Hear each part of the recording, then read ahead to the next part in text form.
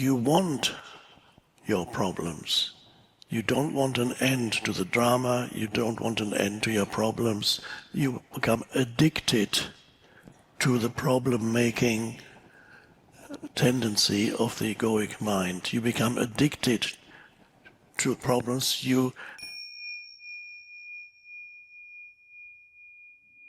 It's a decision, just be present right now and become familiar with the state of pure awareness. Even if it doesn't last very long, maybe just it's a timeless state, so it doesn't really matter.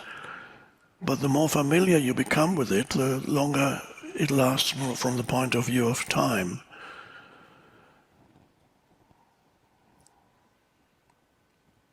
And then, because at first that stillness is experienced perhaps as an absence of thought, just an absence, but it's not just an absence, it's also the presence of presence. And as you go there more often, it lasts longer and it deepens. You become more deeply rooted in it.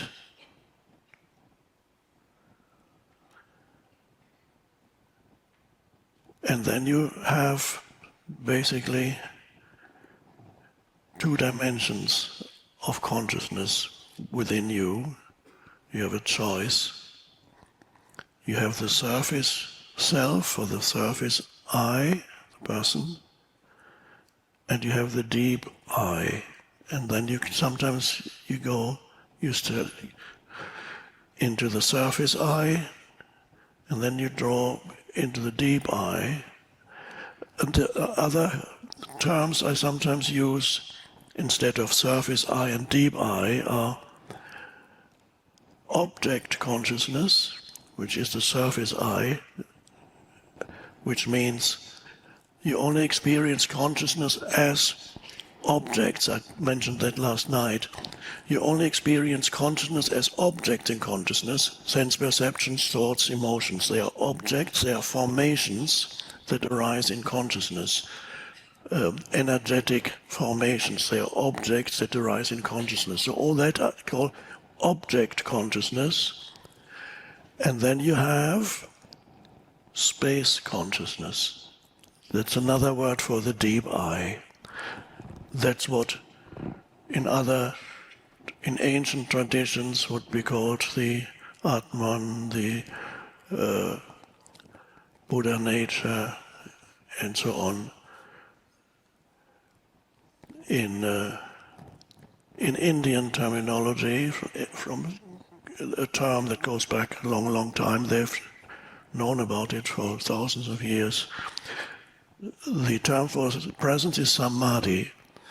Samadhi is the pure awareness without intrusion of thought.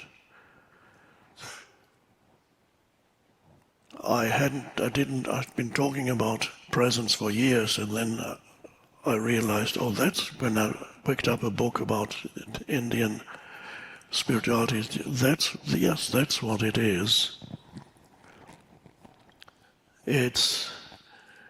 And then I have also been talking about, at first, yes, you become familiar with that. It lasts not for long at first in your normal environment from the point of view of time, and then gradually you spend a bit more time in it. But for a while it's still a question of you're either in object consciousness or you're in space consciousness. And for a while the tendency is for people to be hybrids, so to speak. You're partly in the deeper dimension, partly in the more external dimension. You're a hybrid. And often you lose yourself again in the outer, in the object consciousness, in the ego consciousness. You lose yourself, and then,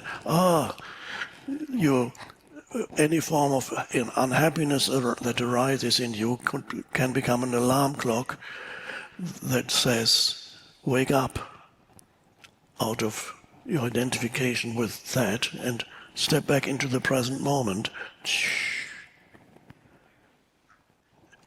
And so you go back and forth and until you become a bit more deeply rooted in presence. But you have to, it's a kind of, until it becomes your natural state, it's a practice.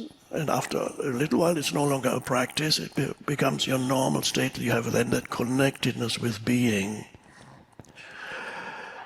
And then the next stage is that you don't lose yourself, you don't lose this conscious connectedness with the being dimension, even when you're engaged in dealing with the world. And in Indian spirituality, there's also a word for it. It's called Sahaja Samadi.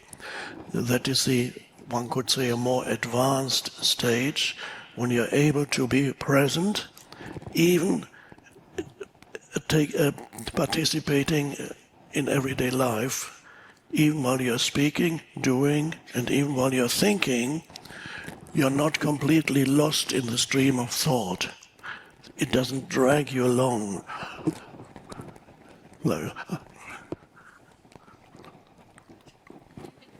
You know how it's emotion comes into, and then it can go on for a long time, and then at some point you realize, what's going on here? You become aware of your inner state. That means, some awareness has come back, okay. And then you can choose to return to presence. But the more advanced stage, it comes after a while.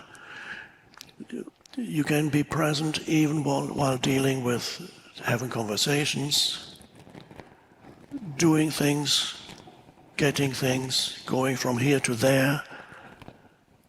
You know where you have to go to, you know your destination, you know your goal, but at the same time you are fully conscious of the step you're taking at this moment. You're present in every step. So that would be Sahaja Samadi, is to be able to bring the two together. And that's your destiny, is to embody that state of consciousness. That's the awakened state. It's not, well, is it difficult? Some people say it's really difficult. Or is it perhaps the case that what is easy looks difficult to you, and what is difficult truly looks easy? In other words, being absorbed in egoic consciousness looks easy because that's conditioning that goes back thousands of years for humanity, for human beings. And the reality is your life becomes much easier the more present you are. And it becomes hard in the absence of presence.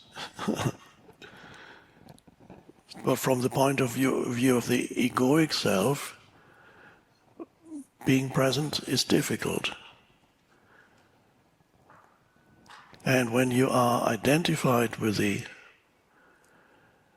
surface self, then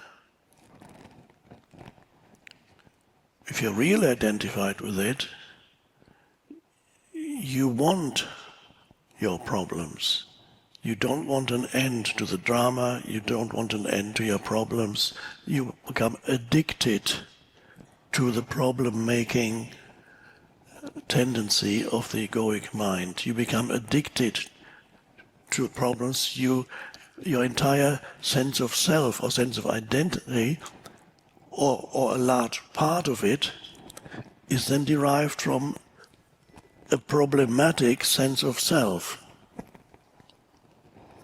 Then you go to a psychologist or psychotherapist or psychiatrist or psychoanalyst. You are a walking problem. You'd consider yourself to be a problem that needs to be solved. And then you talk to the psychoanalyst about it, and that can go on for several years. There's more and more that comes up. Oh my God.